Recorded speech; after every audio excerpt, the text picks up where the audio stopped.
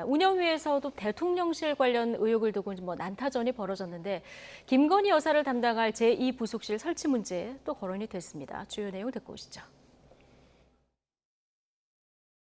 제1부속실의 인원은 몇 명입니까? 부속실 인원을 지금 공개하는 거는 모든 게 다 비밀이고 안 봅니까? 상당 부분이 제2부속실 설치합니까? 안 합니까? 의원님께서 질의하신 취지는 알겠습니다만 충분한 보좌는 이루어지고 있다고 그렇게 생각하고 있습니다. 4개월이 다 돼가는데 왜 입주 못합니까? 그건 제가 답변할 위치에 있지 않고요. 그러면 누가 답변합니까? 그 공사하시는 그 총괄하시는 공사 책임자한테 물어야 됩니까? 대통령실이 이 정도밖에 안 됩니까? 네. 대통령실에서 제2부속실 설치 안 하겠다 계속 얘기를 하는데 야당에서는 제2부속실 설치에 대한 질문을 계속하고 있거든요. 네. 어떻게 보십니까? 저는 하는 게 맞다고 생각해요. 왜냐하면 김건희 여사가 어쨌든 대통령 부인으로서 역할을 하시고 그 역할이 잘 보좌되도록 하는 것은 대통령에게도 좋은 상황이라고 저는 생각을 합니다. 그리고 지금 이제 최근에는 언론에 잘 공개적으로 나오지 않으시는데 네. 저는 활동하는 게 언론에 나온 것도 나쁘다고 보지 않아요. 근데 그게 제대로 된 시스템에 의해서 보좌되는 상태에서 나오면 큰 문제가 없다고 보거든요. 사적인 인연이나 예컨대 뭐 지난번에 노무현 전 대통령 거기 참배하러 갔을 때도 예. 옆에 도와줄 사람이 없어서 사적 인연이 간 거잖아요. 그래서 논란이 된 거거든요. 예. 그러니까 시스템적으로 김건희 여사를 잘 보좌해서 대통령 부인으로서 역할을 잘 할 수 있도록 해준다면 저는 아무런 문제가 없을 거라고 생각해요. 예. 그런 차원에서 제2부속실이 필요하다고 지금 얘기를 하는 거거든요.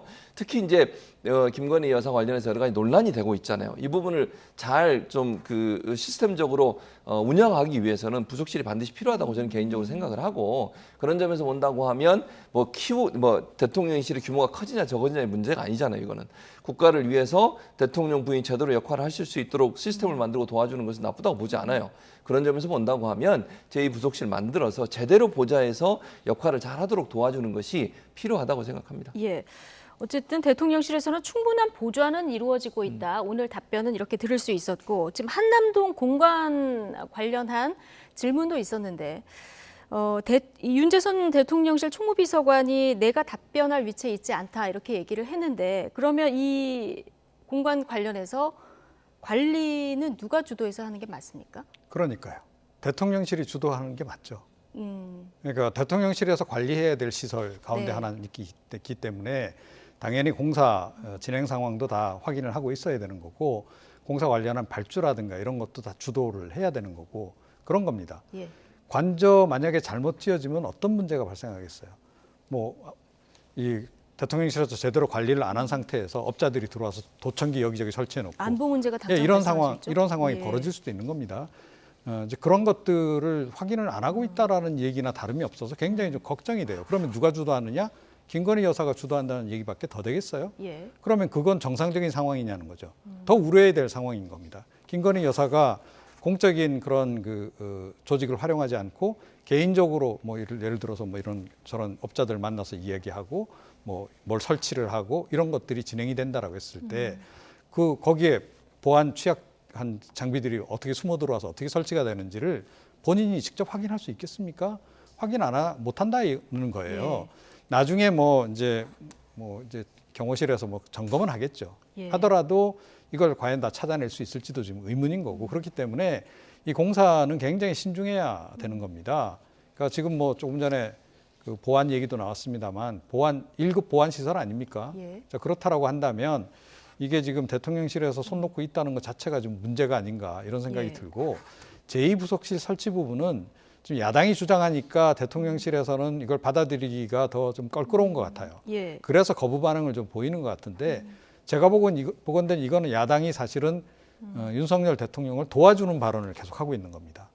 제2부속실을 만들어야 됩니다. 예. 이게 그러니까 대통령의 이제 영부인이 되면 그만한 이제 혜택을 누리게 되잖아요, 그죠? 여러 가지 혜택들. 자, 혜택만 부여되는 게 아닙니다. 그에는 당연히 책임이 따르는 거잖아요. 그런데 지금 이렇게 비공개로 움직이겠다는 얘기는 내가 누릴 것은 누리겠지만 간섭은 받지 않겠다, 이 얘기란 말이에요. 예. 간섭받지 않고 뭐 본인이 만나고 싶은 사람도 만나고 이제 그러겠다라는 얘기나 다름이 없는데, 그렇다고 그래서 이 동선 파악이 안 되느냐? 다 됩니다. 결국은 정보기관들에 의해서 또는 제보자들에 의해서 다 알려지게 돼 있어요. 김건희 여사가 아무개를 만났다더라. 이거 다 소문 돌게 돼 있고 다 또 확인하게 돼 있어요. 정보기관에서. 자, 대통령실은 잘 모르는 상태에서 이게 정보 라인에 보고를 해서 경찰 정보 보고서든 뭐 아니면 국정원 정보 보고서든 이런 식으로 해서 또 대통령실에 왔을 때 이거 얼마나 당황스럽겠어요. 수습하기도 어려워질 수 있는 상황이 벌어질 수 있는 겁니다. 그래서 이거는 그렇게 간단하게 지금 넘어갈 문제가 아니다. 계속 저렇게 지금 뭐 설치 안 하겠다라고 얘기하는데 근데 이게 제가 공약이었기 보건대는- 때문에 가능하면 이제 지키려고 하는 것 같습니다. 그렇죠. 근데 지금 모든 공약 다 지키고 계신 거 아니잖아요.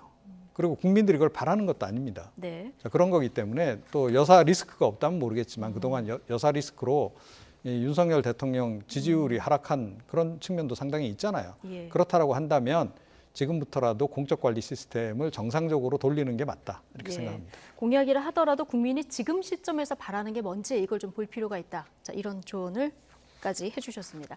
자, 나이트 포커스 오늘은 이종훈 정치평론가 그리고 최진봉 성공회대 교수 두 분과 함께했습니다. 오늘 잘 들었습니다. 고맙습니다.